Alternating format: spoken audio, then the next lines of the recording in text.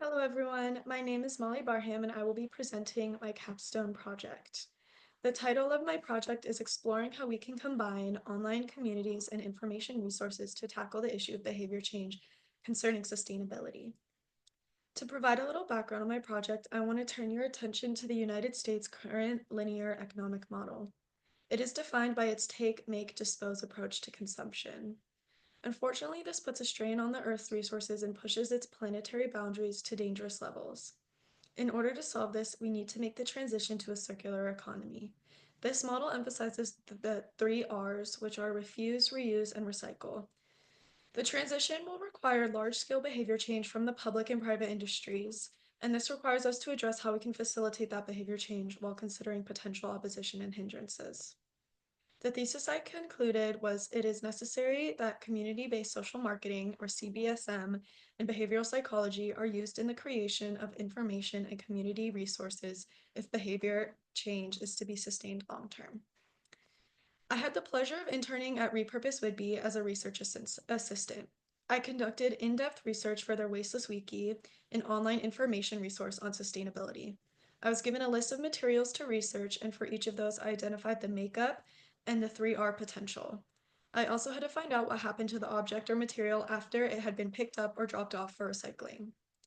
I achieved my goal by I, I achieved my goal of determining what is needed to create a resource like the Wasteless Wiki through extensive literary analysis and the surveying of the general public on their desires and obstacles relating to sustainable behavior change.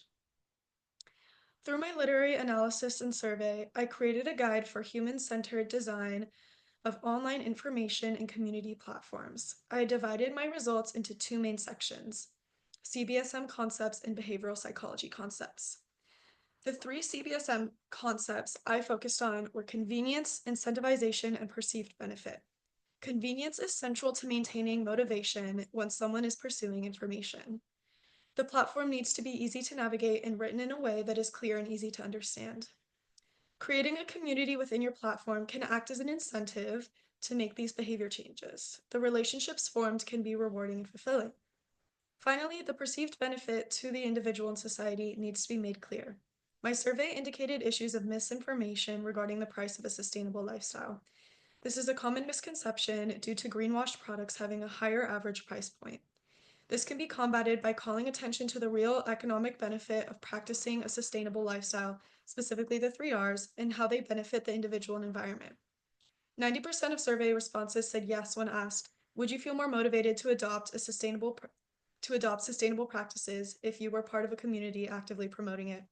Communal bonds can act as a perceived benefit to the behavior change.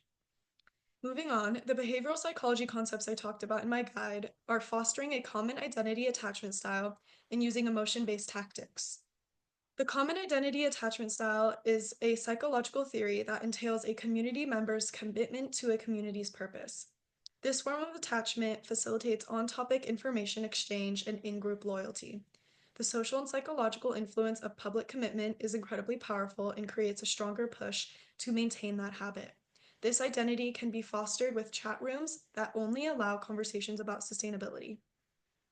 Using emotion-based tactics in the design of your platform is incredibly important. Focus on emotions like pride, hope, and the prospect of shame. Pride goes hand in hand with common identity attachment as it can help inspire positive feelings and validation from being aligned with a certain community. Integrating some sort of virtual bulletin board or shout-out system can act as a way to boost pride from achievements or interactions. Hope relies on perceived self-efficacy and the feeling that someone can and should do something. Combine the resource filled with information and a community that acts as a support system, and you have a fertile ground for hope to grow. It is important to make sure that you do not inspire actual shame in the community members. If people see someone getting ostracized for failing to live sustainably, it could intimidate current and future members from interacting.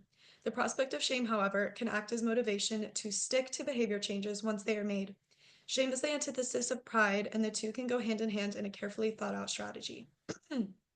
Finally, creating an aesthetically appealing platform will help maintain digital relevance. Focus on themes of symmetry and maintaining a happy balance between simplicity and functionality in your design. People want to know that they have a large amount of information and support at their disposal while being while also being able to navigate it easily. Figure 2 is an example of using unique icons in a material database similar to the one I helped develop for the Wasteless Wiki. Remember, beautiful things are easier to use. The guide I created highlights important concepts to use in the creation of online information and community platforms like the Wasteless Wiki. It is easily replicated, and this allows for organizations like Repurpose Wigby to continue spreading information and create behavior change regarding a more sustainable lifestyle. Informational platforms using CBSM and behavioral psychology will incentivize users as they will see their needs for convenience, perceived benefit, and community met. Centering human behavior and the creation of resources that call for change will increase the chances of behavior maintenance. And then I would like to thank my team at Repurpose Whitby, specifically Joan Green and Derek Hoshiko.